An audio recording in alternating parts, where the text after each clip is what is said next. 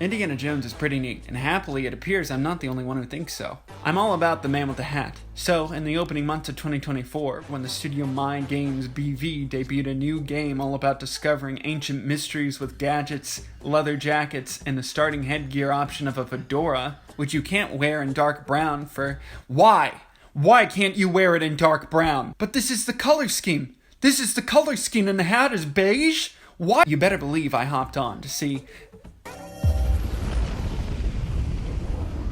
Oh man. Turns out Hawked is a PvEVP extraction looter shooter, clearly joining the club of We Want Fortnite money, a genre of which is more doomed than the great-grandson of BJ Blazkowicz. The trouble is, Hawked has some nice things going for it, but if it hopes to escape the ever-growing mass grave of failed lifestyle games, it needs to take another look at that PvEVP and drop that last VP. There's a lot here to like. Having a home-based submarine and quirky characters gives me a librarian meets Save the World meets Johnny Quest or Secret Saturdays impression, and dropping down into an island to solve simple puzzles and fight dinosaurs is a nice change from the Fortnite routine.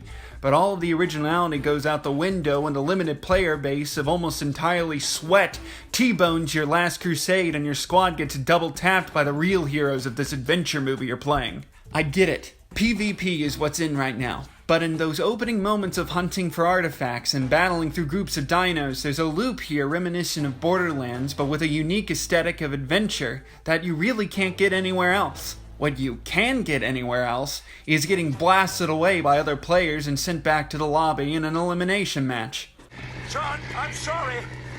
They got us. Hawked right now is like a starving magician scraping together odds and ends for a sleight of hand routine. Only, when you go to watch the show, he starts doing stand-up, and you realize his jokes are much more endearing than whenever he's trying to do with the can and the dead rats. Waiting for other players takes ages, performance is buggy, and you either never run into another living soul or you get gunned down like your Starfleet security. Nomad, stop. Nomad, this way.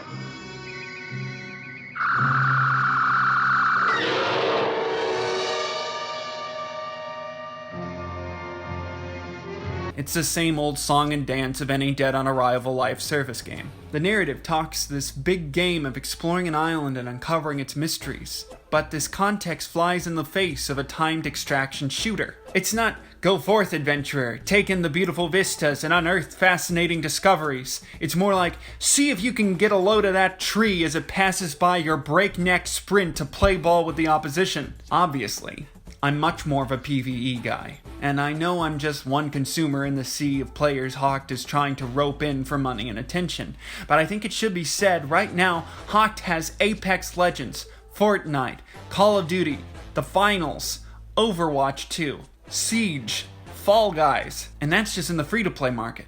But who's the competition for PvE co-op content? Warframe? Who do you hunt, Shadow? To cleanse your despair in their blood. Come on, Hawked. You have such an aesthetic lead over the gooey Guyver Power Rangers. What are you doing? There'd be a mountain of a small devoted fan base of friends, family, and co-workers waiting for Uncharted 5, Tomb Raider 13, and the Great Circle who'd kill the time shooting up evil dinosaurs. Can you see? Yeah. Can you believe? Yeah. Can we just... No.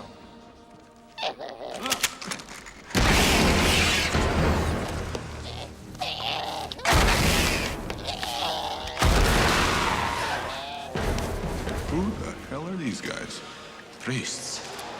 Imhotep's priests. All right then.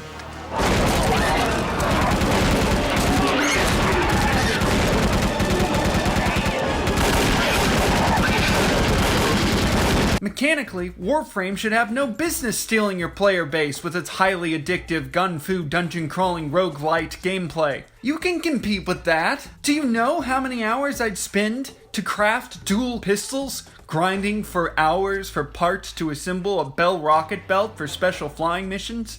The thousands of dollars I'd spend for the customizable, estranged father companion who can crowd control with his area of effect tact of dynamically displacing local wildlife? Warframe may be a technical marvel with unparalleled vision and innovation, but if you could just be Fortune Hunter Warframe, there would be No competition. Listen, Hawked. Until Warframe has an Indiana Jones crossover, introducing a whip melee weapon, a revolver, and an MP40 skin for respective corresponding weapons, and an airplane landing craft, I am rooting for you. Until there's a Warframe Power Rangers crossover with universal ranger skins that can be applied to any of your existing frames, with a new planet devoted to the enemy faction of Putties where Zordon and or Alpha handle the mission briefings, and there's various Zord landing craft, I am rooting for you. Until there's a G.I. Joe crossover where Snake Eyes and Storm Shadow Warframes join the roster, I am rooting for you. Until there's a Warframe whose haunting fishy cyberflesh resembles a tailcoat tuxedo who commands dimensional powers and has a top hat head, Wait, that's a thing? There's a gentleman Warframe? What? In a land of both shadow and substance, Limbo is both nowhere and everywhere. Well, heck, I gotta get back into Warframe.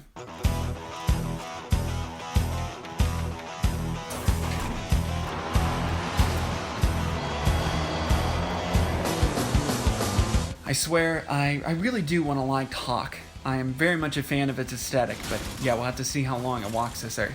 What do you guys think? Do you like Hawked? Would a Fortune Hunter PvE looter shooter strike your fancy? Or do you prefer your heroes more slimy, cyber, and fishy? Let me know in the comments below, and if you enjoyed this video, make sure you throw it a like, hit that subscribe button, and ding the bell if you'd like to stay up to date on more of its kind. If you made it all this way, thank you very much for watching, and I'll see you next time.